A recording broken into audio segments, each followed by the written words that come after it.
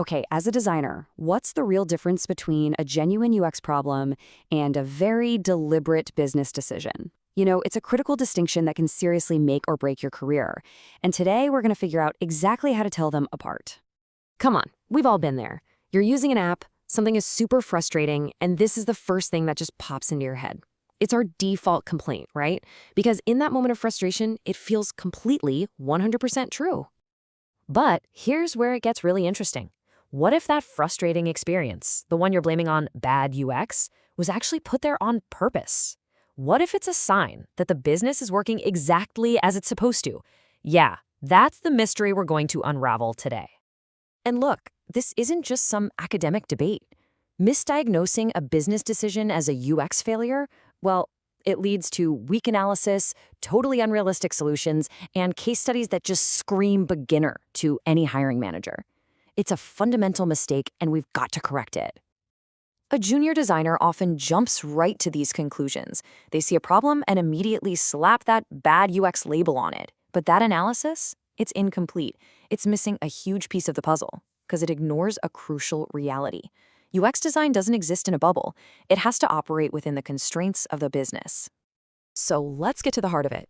Every feature, every flow, every single pixel in a product is being shaped by two powerful and, sometimes conflicting forces. Decisions made for the user and decisions made for the company. Understanding this distinction is, it's everything. This slide just lays it out perfectly. On one side of the scale, you've got UX decisions, which are all about helping the user. On the other, you've got business decisions, which are all about helping the company.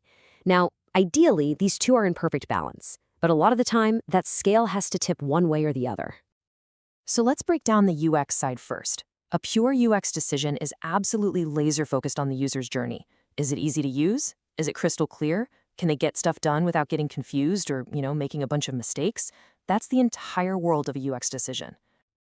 Now contrast that with a business decision. This is about survival and growth. Is this feature making us money? Is it helping us get more users? Is it keeping us out of legal hot water?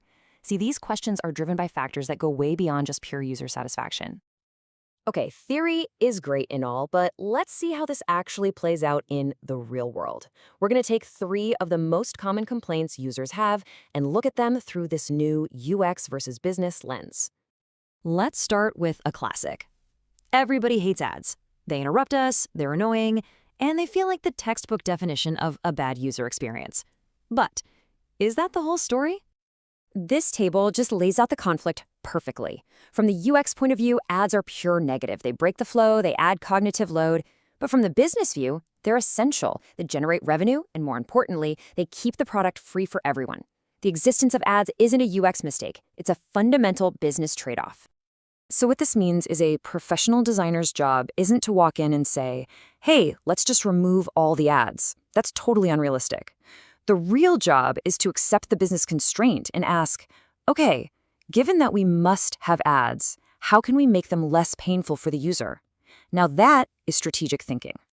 Oh, here's another one, especially if you use any finance or healthcare apps. You're just trying to sign up, and the app basically asks for your life story. It feels like this massive, completely unnecessary barrier, doesn't it? But again, when you look at the business side, the story completely changes.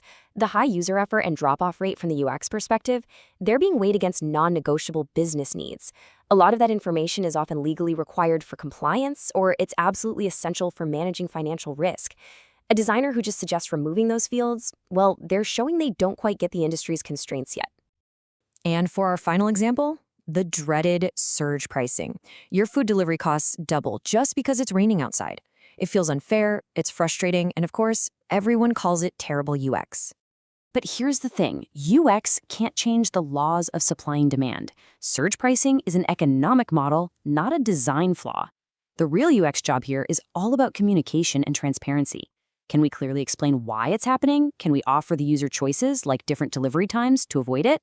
The bad experience is the price, sure, but bad UX would be hiding that price until the very last second. So the big question is, how do you take this new understanding of business constraints and actually use it to move your career forward? Let's look at how to frame this knowledge in a case study that'll actually get you hired. So imagine a case study that says something like, I identified that odds were bad for the user, so my solution was to remove them. A hiring manager sees that and immediately thinks, this person just doesn't get it. It's a naive framing that completely ignores how the business works, and trust me, it's a major red flag. Now, compare that to this framing. I recognize the business need for ad revenue, so I redesigned the ad placements to be less intrusive, which protected our revenue stream while reducing user frustration. Now, that is the language of a mature, strategic designer. It shows you have business acumen, and that's what gets you in the door.